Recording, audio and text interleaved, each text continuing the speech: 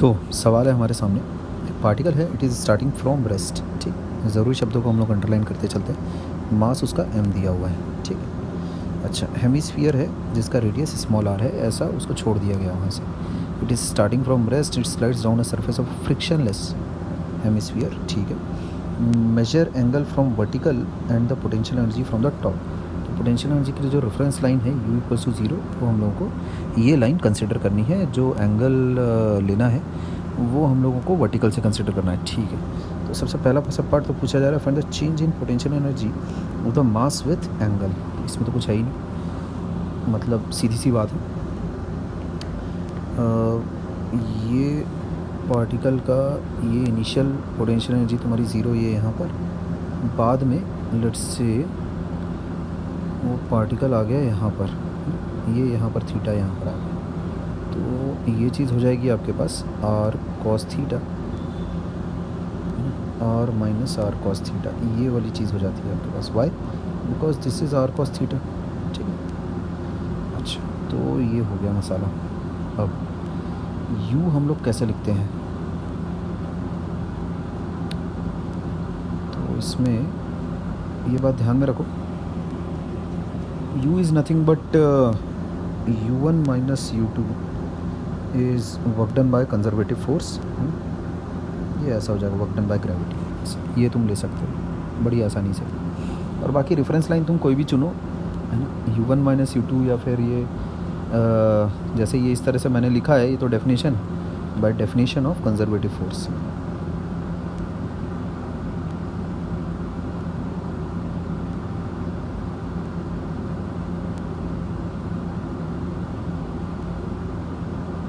ठीक, by definition of work done by conservative force. ये तो इसी तरह से हम लोगों ने पोटेंशियल एनर्जी को डिफाइन ही किया है, तो ये तरीका बेस्ट है। अच्छा, तो यहाँ से अगर मैं देखूँ u0 माइनस u थीटा बराबर वर्क डन बाय ग्रेविटी कितना जम रहा है, देखो नीचे की तरफ कर रहे हो, नीचे की तरफ फोर्स भी है, नीचे की तरफ डिस्प्लेसमेंट भी है, ठीक। नीचे की तरफ अगर तुम फोर्स देखो ग्रेविटी की, ये हो गई नीचे की तरफ फोर्स, नीचे की तरफ अगर तुम डिस्प्लेसमेंट देखो तो वो इतना हो जाएगा, दोनों ही नीचे, तो ये ऐसा आ जाता है, this is work done by gravity, ऐसा। अब u0 तो मेरे को दे रखा है 0 है, तो इसका मतलब u of theta can be written as minus mg r 1 minus cos theta, ऐसा ये मैं लिख सकता हूँ, ठीक। ये हो जाता है आंसर ऑफ सब पार्ट ए, ठीक। अच्छा, इसके बाद आगे बढ़ते हैं। बोला जा रहा है find the kinetic energy as a function of angle, ठीक है। वर्क एनर्जी थ्योरम का इस्तेमाल करूँगा मैं अगेन। ये हो गया मेरे पास सब पार्ट ए। सब पार्ट बी के लिए मेरे पास है इनिशियल काइनेटिक एनर्जी, क्योंकि it is release from rest, तो इनिशियल तो कुछ है नहीं, plus work done by gravity that will be equal to half, मतलब के kinetic energy as a function of theta, K theta लिख देता हूँ, तो वो वर्क डन बाय ग्रेविटी हो जाएगा मेरे पास mg r 1 minus cos theta that will be equal to K theta, ठीक। ये हो जाएगा मेरे पास kinetic energy as a function of theta. This is answer to sub part B, ठीक। अच्छा, इसके बाद सी सब पार्ट की तरफ बढ़ते हैं, देखते हैं क्या बोल रहे हैं साहब। Find the radial and tangential accelerations, बोल रहा है रेडियल और टेंजेंशियल एक्सेलरेशंस आप निकालिए as a function of angle, ठीक है। तो यहाँ भी कोई दिक्कत की बात नहीं है। सबसे पहले तो हिसाब किताब ज़रा देख ली सी सब पार्ट का।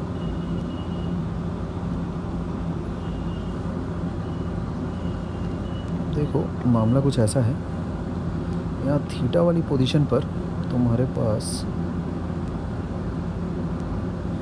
v स्पीड है, ठीक, v स्पीड है, तो यहाँ एक्सेलरेशन हो जाता है इस तरफ v square by r, this is normal acceleration. पूछा गया है मुझसे टेंजेंशियल और रेडियल दोनों एक्सेलरेशन आपको निकालने हैं, ठीक। तो this is radial acceleration, normal acceleration जो बोलना है बोलो, this is radial acceleration.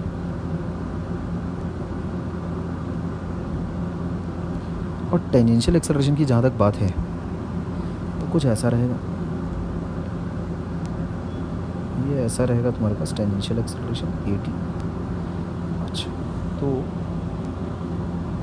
Speed मेरे पास है तो v स्क्वायर बाय आर भी आ ही जाएगा। स्पीड कैसे है, मैंने तो already kinetic energy as a function of theta निकाल के रखा हुआ है, mgr 1 माइनस कॉस थीटा, समझे। तो स्पीड तो है अपने पास as a function of theta, तो V square by R that is your radial acceleration. A N बोलो ए आर बोलो एक ही बात है, रेडियल एक्सेलरेशन नॉर्मल एक्सेलरेशन, ठीक। ये हो जाएगा मेरे पास 2 को उधर अगर भेजें 2g 1 माइनस कॉस थीटा, ठीक। ये अपना एक आंसर तो यही होगा, this is your radial acceleration,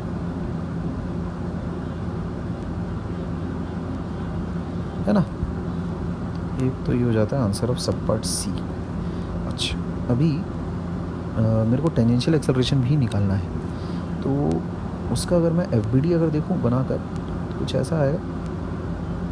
देखो मामला ऐसा है कुछ, ये हो गया mg, ये हो जाएगा mg sine theta, there is only one force acting in the tangential direction, ये हो जाता है mg कॉस थीटा, ठीक। तो इस डायरेक्शन में एक्सेलरेशन अगर तुमसे मांगा गया है 80, तो that will come out to be mg sine theta बराबर मास टाइम्स एक्सेलरेशन, ऐसा कुछ। m और m तो हटा लो, तो 80 हो जाएगा अपने पास g साइन थीटा, ठीक। ये हो जाता है, तो this is your answer to sub part C, ठीक है। टेंजेंशियल और रेडियल एक्सेलरेशन दोनों आ गए आपके पास, ये हो गया आपका टेंजेंशियल एक्सेलरेशन, ठीक है बात। अच्छा, तो टेंजेंशियल और रेडियल एक्सेलरेशन भी कोई ऐसी बड़ी बात नहीं थी। अगला सब पार्ट देखो, बोला जा रहा है find the angle eight which mass flies of the sphere. ये तो अपना फेवरेट सब पार्ट है, मास फ्लाइज ऑफ द स्फीयर, इसका मतलब कहाँ पर नॉर्मल ज़ीरो होगा, वेयर, बता नॉर्मल कहाँ ज़ीरो होगा। तो मेरे पास दो ही चीज़ आती है मेरे को सर्कुलर मोशन, ते वर्क एनर्जी ते फोर्स इक्वेशन, और कुछ नहीं आता है, सिंपल कुछ नहीं आता है मेरे को। तो सबसे पहली बात तो जहाँ पर भी वो टपकेगा, जहाँ पर भी वो छूटेगा बेसिकली, तो वहाँ पर नॉर्मल तो जीरो हो जाएगा, मानते हैं थीटा बराबर अल्फ़ा पे छूट रहा, ठीक है। तो यहाँ पर नॉर्मल तो हो गया जीरो, नॉर्मल जीरो, तो फोर्स इक्वेशन पहले लिख ले बाबा। फोर्स इक्वेशन हो जाएगी mg cos थीटा बराबर mv स्क्वायर बाय आर, है ना। यहाँ पर कुछ रही होगी ना, कुछ स्पीड होगी यहाँ पर उसकी v1, ठीक। अच्छा, ये v1 स्पीड ले ले, ठीक बात। अच्छा, तो पहला इक्वेशन तो ये आ गई। अब एनर्जी इक्वेशन वो भी लिख लें,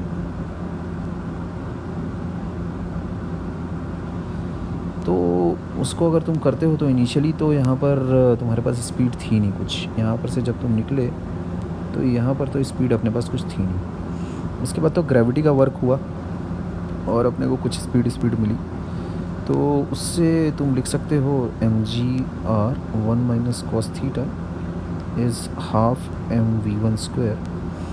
मैं ये बोल सकता हूँ कि v1 square is 2gr 1 minus cos of theta, ऐसे।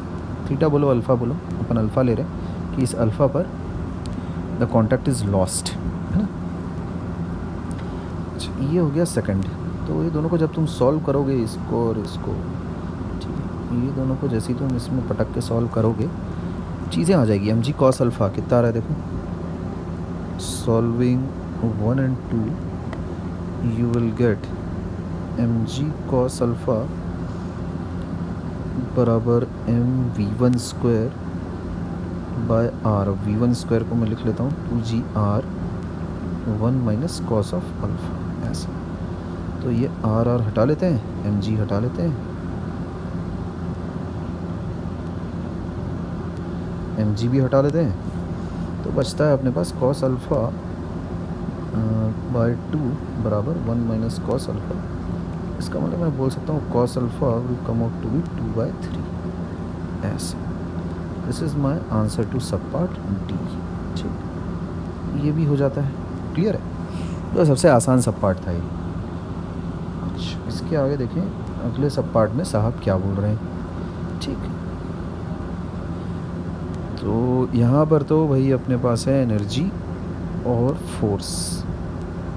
ये वाली इक्वेशंस अगर हम लोग लिखें अच्छे से, बेहतर तरीके से, कोई दिक्कत नहीं जाती, ठीक। तो ये तो हो जाता है। अच्छा, ये तो अपना फेवरेट है। तो ये चारों सब पार्ट्स बन चुके हैं। इसके बाद बोला जा रहा है if there is friction between the mass and hemisphere, ये बड़ी अच्छी बात की इन्होंने, does the mass fly off at a greater or lesser angle then in part D. तो बहुत बार ऐसा होता है कि फिज़िक्स में कुछ कॉमन सेंस कुछ कहता है, मैथ्स कुछ अलग चीज़ कहती है, तो अपन हमेशा मैथ्स के साथ जाते हैं। यहाँ पर तुम ऐसा देखने में आएगा, अभी कॉमन सेंस क्या कहता है कि जाहिर सी बात है अगर फ्रिक्शन अगर आ जाता है तो मेरा तो कॉमन सेंस ये कहता है कि यार फ्रिक्शन उसको बचाएगा थोड़ा और देर तक, मतलब थीटा शुड बी ग्रेटर, ऐसा कॉमन सेंस कहता है कि जिस एंगल पर वो पहले छूट रहा था अब वो थोड़ा सा और बच जाएगा, ऐसा मेरा कॉमन सेंस कहता है, ऐसा इंट्यूशन कहता है। अब इंट्यूशन के पीछे का लॉजिक ये है कि ऑब्वियसली देखो उसका पीछे का लॉजिक मैं बताता हूँ कि बड़े थीटा पर अब कैसा छूटेगा वो, ई सब पार्ट देखो यहाँ तो मामला कुछ ऐसा है, ये थीटा, तो पहले ये जो थीटा बराबर अल्फ़ा पे जो बात हो रही थी यहाँ पर स्पीड उसकी आ रही थी देखो कुछ v1 थी, है ना, अरे यहाँ पर नॉर्मल 0 हो गया था, समझ रहे बात। अब बोल रहे हो कि अब यहाँ पर फ्रिक्शन इंट्रोड्यूस कर देते हैं, ठीक, इसका मैं तुमको थोड़ा रिकॉल करवा दूँ। जब नॉर्मल 0 हो रहा था यहाँ पर v1 स्पीड आ रही थी, तो वो v1 स्पीड किसके बराबर थी, mg cos अल्फ़ा बराबर mv1 स्क्वायर बाय r, ये मामला था, यानी v1 स्क्वायर था rg cos अल्फ़ा के बराबर, ये था, ये थी यहाँ पर v1 स्पीड। अब फ्रिक्शन के आ जाने के बाद ऑब्वियसली इसी सेम थीटा पर ये हो गया इन एब्सेंस ऑफ फ्रिक्शन। अच्छा, अब क्या होगा अगर फ्रिक्शन आ जाता है,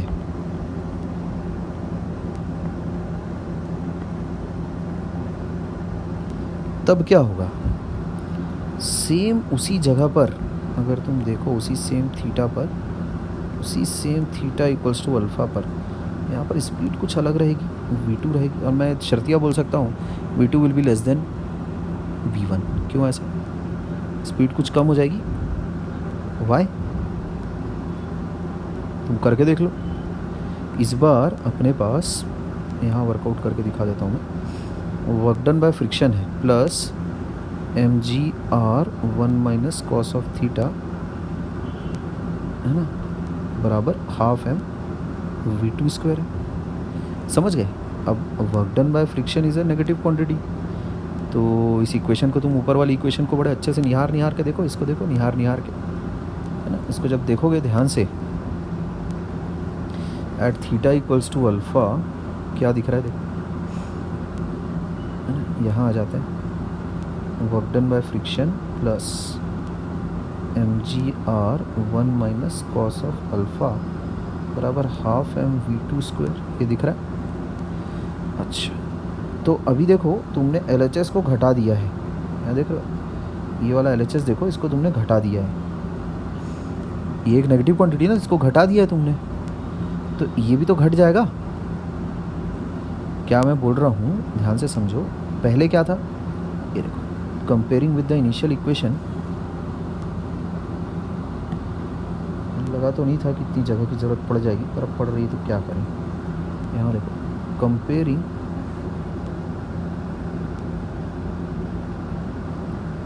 this equation with the initial equation, क्या मिलता है देखो तुमको, mgr 1 माइनस कॉस अल्फ़ा आ रहा है mv1 स्क्वायर बाय r के बराबर, और mgr 1 minus cos alpha work done by friction ये आ रहा है mv2 स्क्वायर बाय r के बराबर है। अब इन दोनों इक्वेशंस को कंपेयर करो, अब मेरे को बताओ इसको दोनों को देख के, WF अपने को पता है इज़ लेस देन 0, ठीक, देयरफॉर हमें ये पक्का 101% पता है कि v2 will be less than v1, ये चीज़ रहेगी, ठीक, ये बात तो है पक्की, ये बात तो है पक्की। स्पीड घट गई ना यहाँ पर, स्पीड के घट जाने की वजह से क्या होगा, क्या वहाँ पर नॉर्मल रिएक्शन 0 बैठेगा, अब नहीं बैठेगा, वहाँ पर अब नॉर्मल रिएक्शन 0 भी ना बैठेगा, वहाँ पर इक्वेशन लिखो, फोर्स की इक्वेशन लिखो, देखो क्या होगा. Now at theta equals to alpha with friction present क्या होगा देखो. ये चीज़ बनेगी, ये हो गया एम जी कॉस थीटा, ये हो गया एन, ये हो गया वी स्क्वायर बाय आर. तो ये चीज़ क्या आ जाएगी,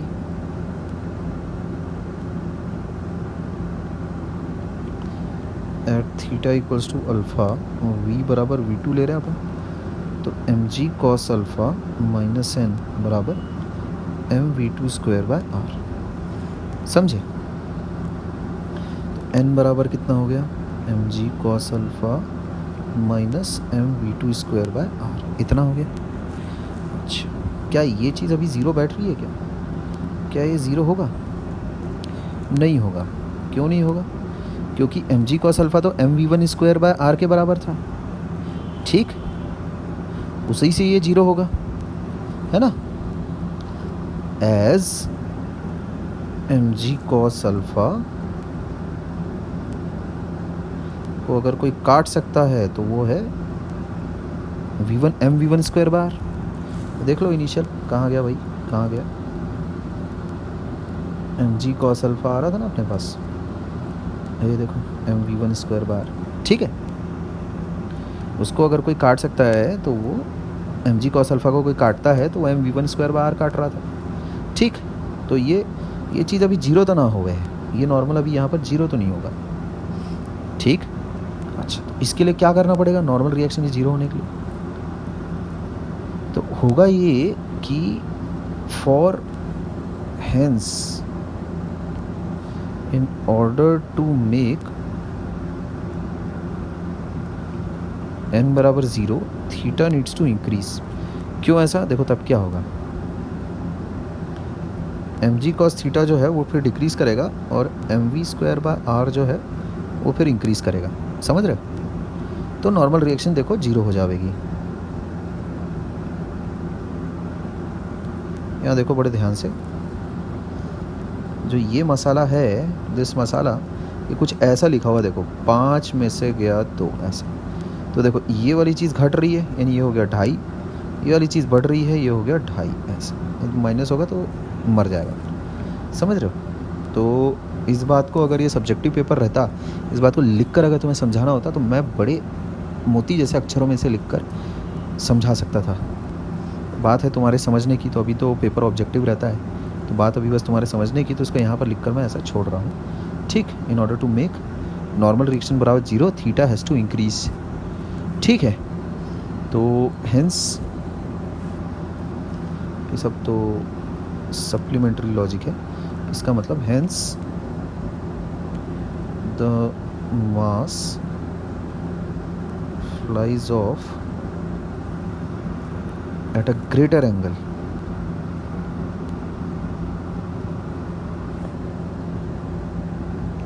एन सेंस 2 बार अच्छा नहीं लग रहा, तो देयरफॉर लगा लो, at a greater angle then in part D.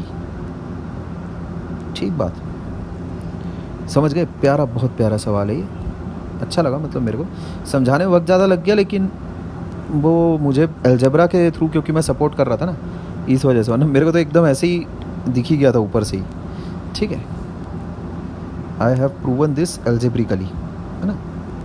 ठीक, तो इस सवाल में एज सच सिर्फ एक ही बात का ध्यान रखना अपने को, तो क्या आता है भाई, वर्क एनर्जी थ्योरम आता है, फोर्स इक्वेशन लिखनी आती है, बस बात ख़त्म. अपने को पता है कि अगर कॉन्टैक्ट वगैरह छुटवाना है तो नॉर्मल जीरो करना पड़ेगा. ठीक, बस ये सब बेसिक कुछ जो मूलभूत बातें हैं, फंडामेंटल बातें हैं, वो आती है सवाल को लेकर. तो अगर वो सारी चीज़ें अगर तुम्हारी क्लियर है तो नहीं फंसोगे तुम, नहीं अटकोगे कहीं, है ना. अच्छा, आगे बढ़ते हैं.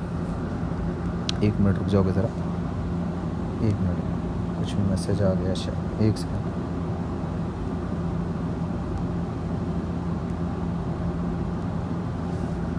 ठीक है, चलो आगे बढ़ते हैं. अच्छा जी, तो अगला सवाल है, चलो पढ़ना शुरू करें.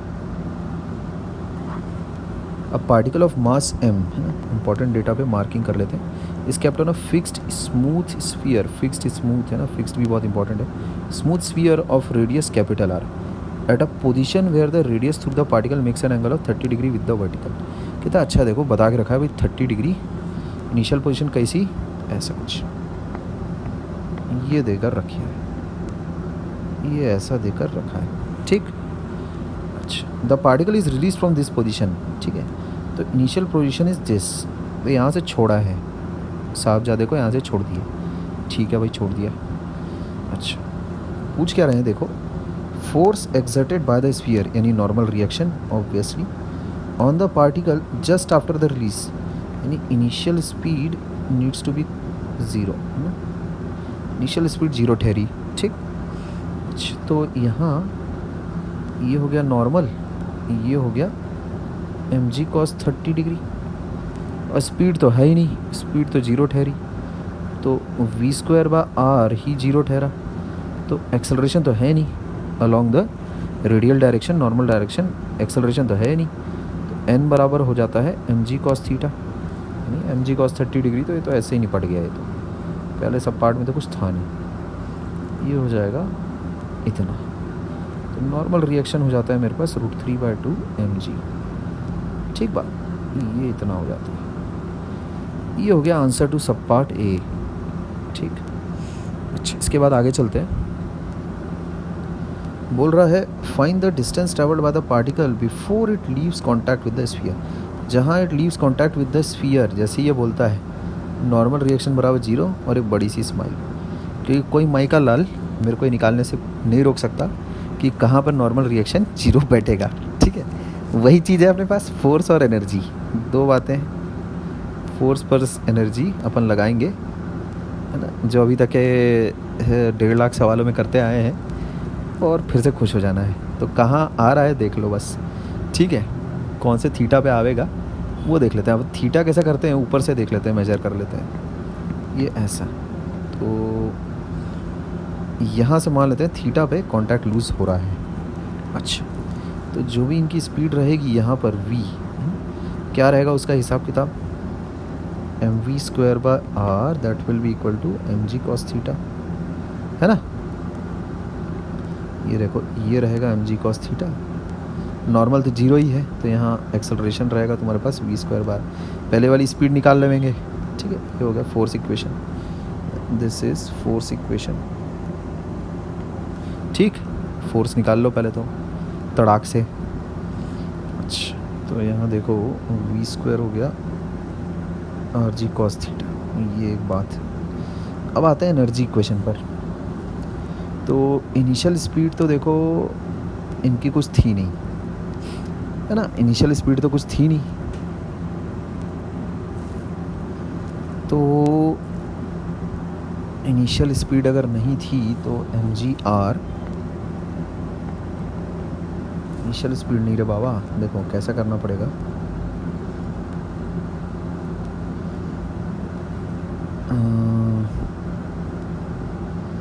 एक्चुअल में वो आ रहा है कहाँ से, देखो उसको थोड़ा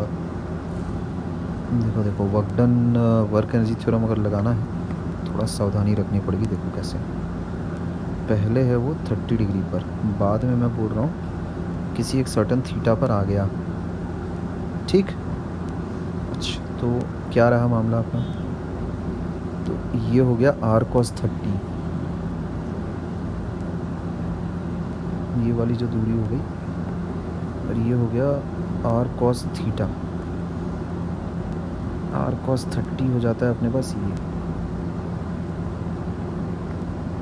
ये यहाँ से यहाँ तक, और r cos थीटा हो जाता है हमारे पास ये यहाँ से यहाँ तक, लिख लो ना तो ठीक रहता है। तो इसका मतलब जो अपना डिस्प्लेसमेंट ठहरा नीचे की तरफ हो गया r cos 30 minus r cos theta, जब बात तो वर्क डन बाय ग्रेविटी हो गया ख़त्म। अब तो इनिशियल स्पीड तो थी नहीं कुछ, और वर्क डन बाय ग्रेविटी कर लेते हैं, mg r cos of 30 minus cos of theta बराबर हाफ mv² हो गया, mm खिसका ही लो, अब ये हो जाएगा gr √3/2 माइनस कॉस थीटा बराबर हाफ v²।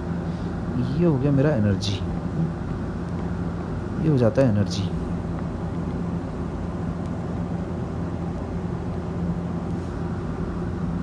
ठीक है। अच्छा, अब फोड़ डालो इसको ऊपर वाले के साथ। सॉल्विंग 1 और 2 जैसा कि हम लोग पिछले 1.5 लाख सवालों से करते आए हैं। v² की वैल्यू दे मारो rg cos थीटा, तो gr √3/2 माइनस कॉस थीटा, ये हो जाएगा rg cos थीटा और एक और हाफ। rg सरका लेते हैं, तो दुक्की को जब मल्टीप्लाई करोगे क्रॉस तो ये कुछ ऐसा दिखने लगेगा, बराबर कॉस थीटा, ऐसा कुछ। इससे मेरे पास आता है कॉस थीटा की वैल्यू 1/√3, ये आ जाता है। तो थीटा लिख लो बिंदास, cos inverse 1/√3, this will be the theta. अब वो कितना चला है उसके लिए क्या करना पड़ेगा, देखो थीटा मैं कैसा कर रहा हूँ, यहाँ से कंसिडर कर रहा हूँ ऐसा, तो वो एक्चुअल में कितना चला, 30 डिग्री से चलना उसने शुरू किया है। तो जो उसने डिस्टेंस ट्रैवल की है, ये वाला एंगल देखो है अपने पास π/6 30 डिग्री, तो उसने जो डिस्टेंस ट्रैवल की है दैट इज़ दिस मच। तो ये वाला जो एंगल है ना अल्फ़ा, ये कितना हो जाएगा, अल्फ़ा इज़ थीटा माइनस π/6। तो डिस्टेंस ट्रैवल्ड s, उसको मैं लिख सकता हूँ arc length equals to R theta, तो that will be equal to this much. समझ रहे हो बात। और ये थीटा लाके यहाँ से पटक दो यहाँ पर, तो ये जो डिस्टेंस ट्रैवल्ड का आंसर आवेगा that will come out to be R theta, हो गया तुम्हारा कॉस इनवर्स 1/√3 माइनस π/3, ठीक, π/6।